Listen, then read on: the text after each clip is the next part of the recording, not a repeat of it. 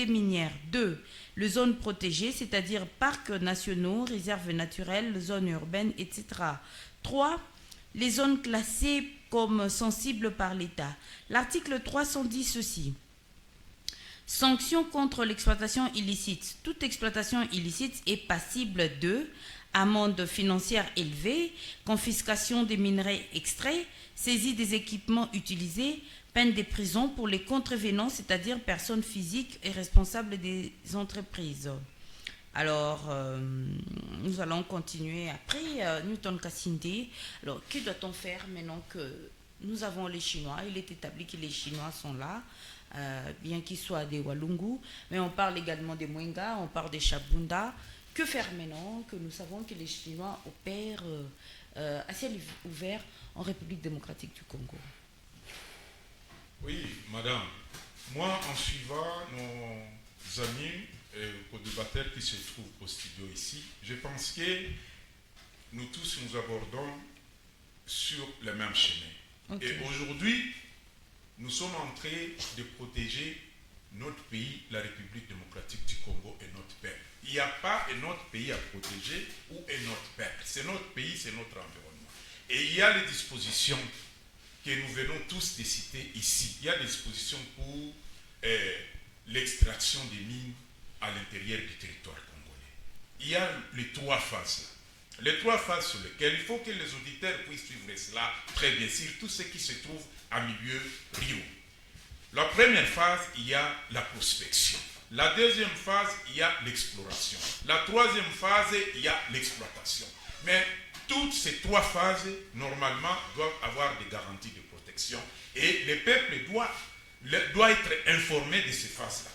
Pourquoi le gouvernement congolais, la magistrature suprême, y compris d'autres services, ne veut pas faire des descentes dans les territoires, dans des chefferies, pour expliquer à la population et à l'élite qui se trouve sur place les biens fondés de ces 3 phases pour l'exploitation de nos minéraux? Pourquoi il ne veut pas? Madame, c'est là où il y a le problème. Tout le monde débarque de l'Occident pour venir prendre notre richesse. Mais pour les cas d'espèce, ce n'est pas de l'Occident, Newton Kassinde. Ça, on parle des Chinois. C'est ce que j'ai dit. Les Chinois viennent d'où? Les Chinois viennent de l'Occident. On vous avait dit que c'est un complot endogène et exogène. Il vient d'où? Il vient de là. Madame, je répète, les Chinois ne pouvaient pas quitter la chez en Chine, débarquer au Congo, aller à Walungu, à Mwenga, à Chabunda, pour faire l'extraction de nos minéraux sans un document ou un appel politique, soit ministériel, soit, voilà, un peu. Donc, le complot est là. Même si vous dites que Blaise, il ne faut pas mettre la famille présidentielle là-dedans. Moi, je ne peux pas dédouaner la famille présidentielle. C'est moi qui l'ai dit, ce n'est pas vous, madame. C'est moi. Et si on m'a mené à la Cour pénale internationale, je dirais la même chose, qu'ils ont été parmi, soit dans l'ombre, soit dans la lumière. Ils ont été parmi, ces gens-là. Tu ne peux pas débarquer dans un pays qui est dirigé par un chef de l'État et il dit que je ne connais pas ces Chinois-là. Est-ce que Félix Tshisekedi ne connaît pas ces Chinois-là? Vous voulez me dire ça? Jamais. Il connaît. Il y a d'abord la magistrature, parce que les pays, c'est une pyramide. Il y a la magistrature suprême, il y a le gouvernement, et il y a les institutions. 1 minute, s'il vous plaît. Et il y a les institutions. Donc, madame, nous ne sommes pas d'accord que les gens puissent venir prendre notre richesse et partir avec, parce qu'après, il y a la destruction de notre environnement, les écosystèmes, la déforestation, les ceci ou cela, la biodiversité, partie comme ça, et après, la redevabilité n'existe pas.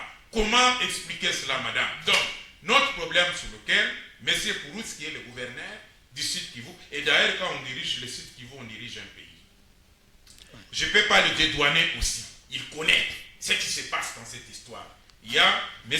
Pourouts, qui est le gouverneur. Il s'appelle professeur d'université. D'ailleurs, rare des fois qu'il s'appelle gouverneur. Il s'appelle toujours professeur d'université, M. Pourouts. Lui-même a peur de se dire gouverneur quand il parle parce qu'il est coincé quelque part. Il est coincé quelque part. Deuxième, il y a le président de la République. Il y a aussi le président de l'Assemblée. Quand même, les 3 personnes-là doivent nous dire où va notre richesse. comment les Chinois sont arrivés chez nous. Je répète, il y a Félix, il y a Kamere, il y a Pouroussi. Ils doivent nous dire qu'est-ce qui se passe au pays.